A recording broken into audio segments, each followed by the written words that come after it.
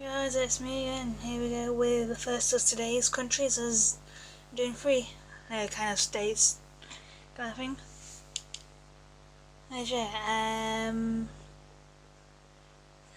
And here we go with the first. We're in Kashmir, which is a region in the northwestern Indian subcontinent.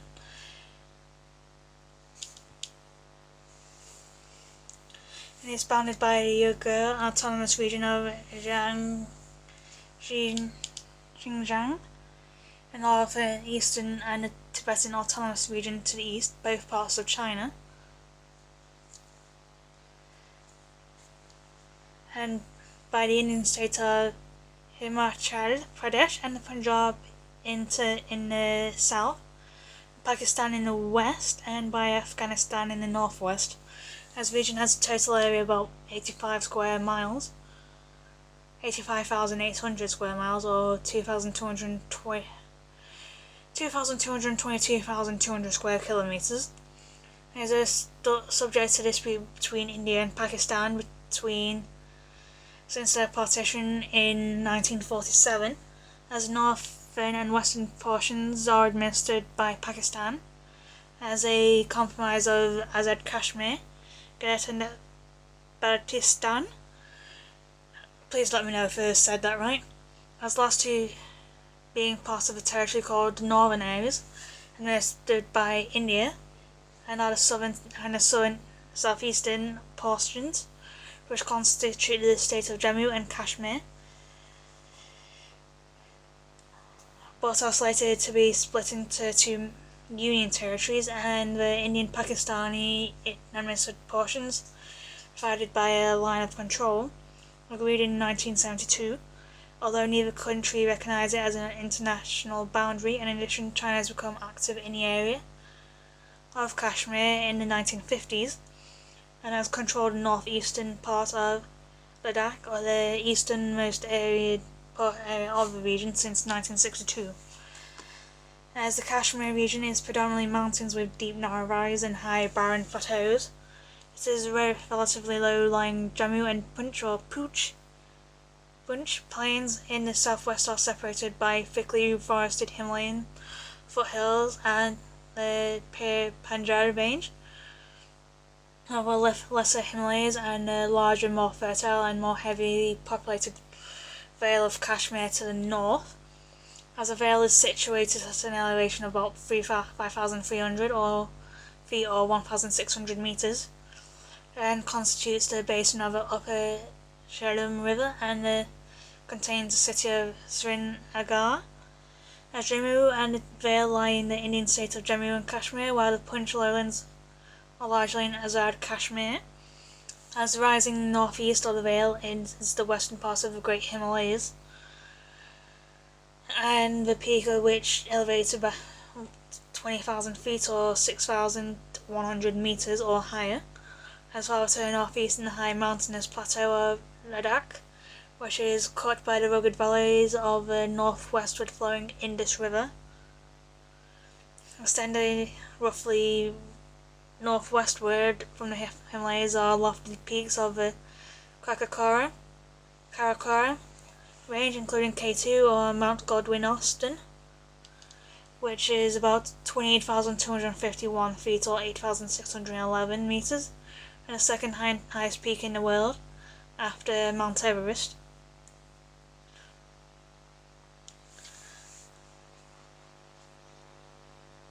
So yeah, it sounds interesting at the moment, as the region is located along northernmost extremity of the Indian-Australian tectonic plate, as the subduction of the plates beneath the Eurasian plate, the process of the roughly 50 million years, has been created in the Himalayas, has produced heavy seismic activity within Kashmir, and an especially powerful earthquake in 2005 devastated Muzaffarabad, which was the administrative centre of Azad Kashmir. And adjacent areas including India's Jammu and Kashmir state and Pakistan northwest frontier province. as the climate of the region from subtropical in the southwestern lowlands and subalpine. This thing is really confusing me. Subalpine throughout the high mountain areas. Precipitation can be variable and it can be heavy in areas that can be reached by monsoonal westward winds in the south of the Great Ranges and sparse to the north and east, where continental conditions are more prevalent, as the people in the Jammu are Muslim, and in the west are Hindu in the east and speak Hindi, Punjabi and Dogri, as the inhabitants of the Vale of Kashmir and the Pakistani are mostly Muslim and speak Urdu and Kashmiri, and sparsely inhabited Ladakh region is beyond is home to the Tibetan people who practice Buddhism and speak Balti and Ladakhi. Keep it in mind as according to the legend, an Celtic named Kashyapa reclaimed the land now comprising Kashmir from the vast lake. That land came to be known as Kashyapama and later Kashmir, as Buddhism was introduced by the Mauryan Emperor Asoka in the 3rd century BCE, and from the 9th to the 12th century AD or CE, the region appears to achieve considerable prominence as a centre of Hindu culture, as a succession of Hindu dynasties ruled Kashmir until 1346, when it came under Muslim rule, as the Muslim period lasted nearly 5 centuries, ending when Kashmir was annexed by the Sikh Kingdom of the Punjab in 1819, and then to the Dogra Kingdom of Jammu in 1846, as was the Kashmir region is contemporary dates from about 1846, when the treaties of Lahore and Amritsar, and at the conclusion of the First Sikh War, Raja Gulab Singh, the Dogra ruler of Jammu, was created Maharaja, or ruling prince, for an extensive but somewhat ill-defined Himalayan kingdom to the eastward of the river Indus and the westward of the river Ravi, as the creation was of this princely state helped the British safeguard the northern flank of their advance into the Indus and beyond during the later parts of the 19th century, as the state thus formed part of a complex political buffer zone between the British between the Indian Empire and the empires of Russia and China to the north, as for Gulab Singh, confirmation of the title and the mountain territories marked the culmination of almost a quarter of a century of campaigning and diplomatic negotiations among the petty hill kingdoms among the northern borderlands of the Sikh Empire in the Punjab, as some attempts were made in the 19th century to define the boundaries of the territory, but precise definitions were in most cases defeated by the nature of the country and the existence of a huge tracts lacking permanent human settlement. As far to the north, for example, the Maharajas' authority certainly extended to the Karakoram range, but beyond that lay the debatable zone of the borders of Turkestan and Xinjiang regions of Central Asia, and the boundary was never demarcated, as there were similar doubts almost throughout the elements of the frontier where its northern zone skirted the region known as Aksaichen to the east and joined western and more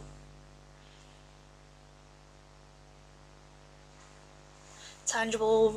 boundaries of Tibet,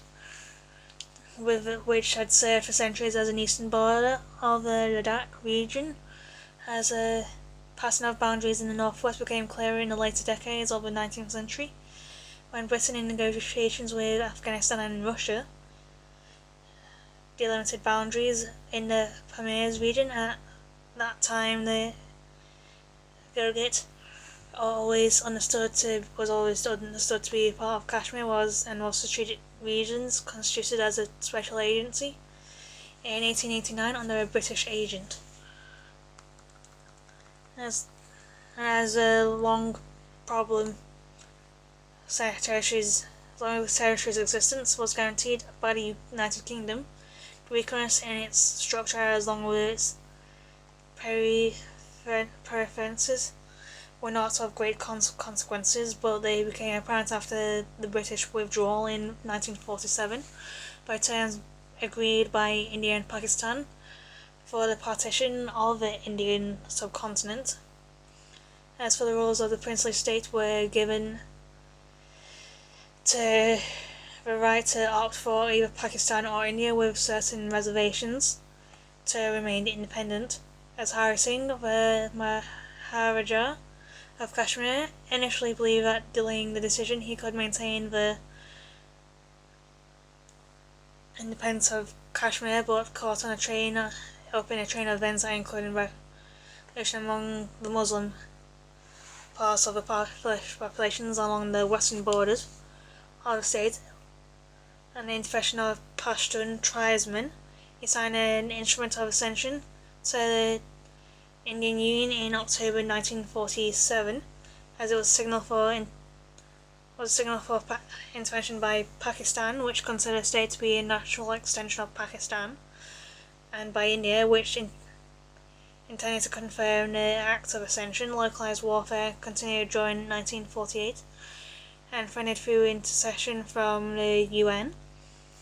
And in a ceasefire that took effect in January 1949, in July of that year, India and Pakistan found a ceasefire line, a line of control that divided the administration of the territory, regarded at the time as a temporary experiment. The partition among the lines still exists, as although there was a clear Muslim majority within Kashmir before 1947 partition, and its economic, cultural and geographic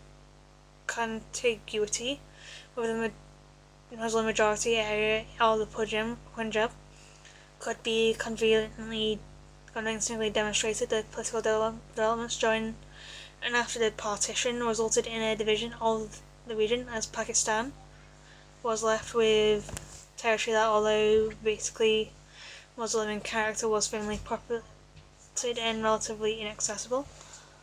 As economically undeveloped, as the largest Muslim group was situated in the Vale of Kashmir, it is estimated to number more than half the population of the entire region, laying the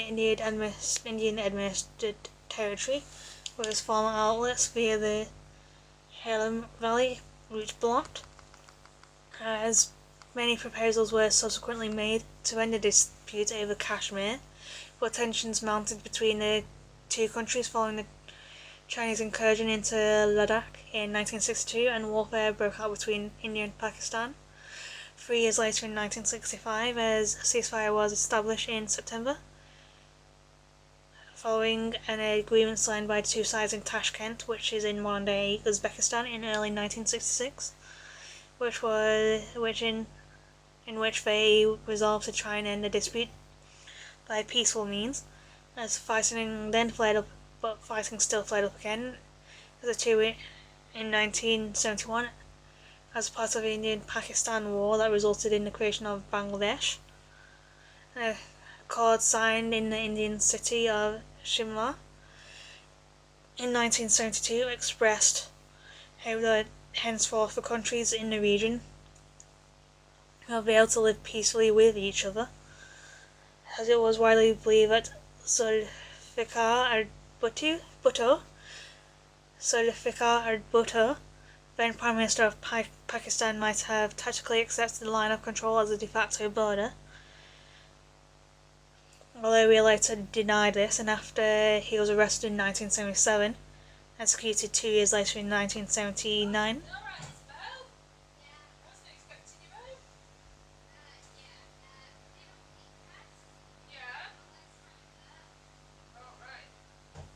The bleep test hurts. As the Kashmir issue was once again being the leading cause of conflicts between India and Pakistan. As a number of movements have variously sought a merger of Kashmir with Pakistan and as independence for the region from both Pakistan and India, and on the granting of Indian Union territory status to Buddhist Ladakh. To contend with these movements, confront Pakistani forces along the ceasefire line and support the administrative structure of Jammu and Kashmir state, as the Indian Union government has maintained a strong military presence there, especially since the end of the 1980s, and disillusioned with a lack of progress through the democratic process. Militant organisations then began to pop up within the region in the late 1980s. Its purpose was to resist control from the Indian Union government, but by the early 1990s, the militancy had evolved into insurgency, and India had engaged in a crackdown campaign. As the rigour of the fighting died down in the mid-1990s, although occasional violence does continue to take place, as the Kargil area of Western Ladakh has often been the site of the border conflicts, including serious incidents in 1999. In May of that year, Pakistan intensified the artillery shelling of the Kargil sector, while the Indian army discovered that the militants had infiltrated the Indian zone from the Pakistan side and established positions within the west of the Kargil area. As intense fighting did come between the infiltrators and the Indian army, that lasted more than 2 months, as the Indian army managed to reclaim most of the area on the Indian side that had a control that had been occupied by the said infiltrators, as hostilities finally ended when Prime Minister Nawaz Sharif of Pakistan gave his assurance that the infiltrators will retreat. But after shelling across the line continued intermittently into the 21st century, until a ceasefire agreement had been reached in 2004. I really need to read my script better. As tensions in the region subsequently diminished, and India and Pakistan sought more cordial relations in general and greater regional cooperation, as limited passenger bus services began in 2005 between Srinagar and Muzaffarabad on either side of the frontier, but after this devastating earthquake of 2005. Yep. India and Pakistan allowed survivors and truck carrying relief supplies to cross several points along the line of control. And in 2008, both countries opened cross-border trade links through the Kashmir region for the first time since 1947. This is 1947, as the trucks carrying locally produced goods and manufacturers began operating between Srinagar and Muzaffarabad, between Rawalkot, Pakistan, and Punjab, India. And despite these advances, tensions have continued to erupt periodically within the region, as prolonged by protests that have been violent, have also the control and the piece of land used by the Hindu pilgrims visiting the Amarnath cave shrine in east of Srinagar in 2008, and in 2010 after Indian soldiers killed 3 Pakistani villagers who had claimed were militants trying to infiltrate across the line of control. A subsequent investigation revealed that the soldiers had in fact lured the men to the area and murdered them in cold blood. And after another cycle of unrest, after the Hindu nationalist Bharatiya Janata Party (BJP) swept elections across India in 2014, the party had won an outright majority in the national legislature and began pushing policies nationwide to promote Hindutva or Hinduness, as the BJP, which strongly favoured a union of Kashmir with India, had become the second largest party in Jammu and Kashmir Legislative Assembly and formed a unity government with a slightly larger People's Democratic Party (PDP), whose platform centered on implementation of self-rule in Kashmir, and as Hindutva and pro-India policies of the BJP stirred anxieties in the region's predominantly Muslim population, as Kashmir saw an uptick in unrest, as growing tensions erupted into rioting in July of 2016 after the commander of an Islamic militant group was killed in an operation by Indian security forces, as India's union government, dominated by the BJP, began asserting increased control over the state as a matter of national security and launched a crackdown of militants. In late 1918, the union government dissolved the government of the Jammu and Kashmir and began direct rule of the state after the BJP left the state's unity coalition and caused its collapse. As Kashmir experienced its greatest friction in decades in February 2019,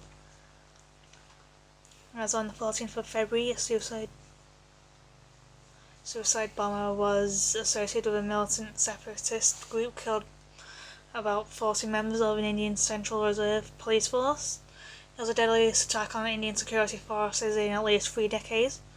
With a tough election cycle approaching, India's BJP-led government faced pressure from its supporters to take forceful action. As days later, India sent fighters jets across Kashmir line of control for the first time in 5 decades, and later claimed to have conducted airstrikes against the militants on the group's largest training camp, as Pakistan denied the claim, saying that the jets had struck an empty field. As the next day, Pakistan shot down 2 Indian jets in its spare airspace and captured a pilot. Yet despite the aggravation, many analysts believe that both India and Pakistan intended to avoid escalation. And in the aftermath, Pakistan implemented a crackdown on militants in the country, issuing arrests, closing a large number of religious schools, promised to update on existing laws within the country. And a few months later, the BJP won a landslide victory in India's elections, expanding its representations in the parliament's lower chamber, as the BJP continued along the forceful push in Jammu and Kashmir, as the union government in August to build up its military presence in the state within days took action to formalise its direct controller, as exploiting a constitutional provision that allowed the union government to integrate Jammu and Kashmir upon the approval of a no longer extant elected body, as it suspended Jammu and Kashmir's autonomy and applied India's constitution fully to the territory, as it passed legislation to downgrade the state at a later date as a union territory, thereby allowing the union government to control its government and to split off the Ladakh region into a separate union territory of its own, as China had never accepted the British negotiated boundaries in the north-eastern Kashmir, as they remained the case following the communist takeover in China in 1949, although the new government did ask India without success to open negotiations regarding the border, and after Chinese authority was established in Tibet and deserted in Xinjiang, Chinese forces penetrated into the northeastern parts of Ladakh, and it was done mainly because it was allowed them to build a military road to Asik Plateau, which had been completed in 1956-57, as it provide better communications between India and Tibet, as India's belated discovery of this road led to border clashes between the two countries, and culminated in the Sino-Indian War of October 1962, as China has occupied the northeastern part of Ladakh since the conflict, as India refused to negotiate with China on the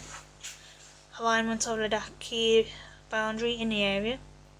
as the incident contributed significantly to the diplomatic rift between the two countries, began to heal in the late 80s. In the following decades, China worked to improve relations with India, but there's still been no resolution over the Ladakh frontier. So yeah, that is Kashmir disputed, as yeah, we've still got Taiwan and Somaliland to do. So yeah, which would complete all my videos for the summer and all that. So yeah, bye for now, and I'll see you very soon.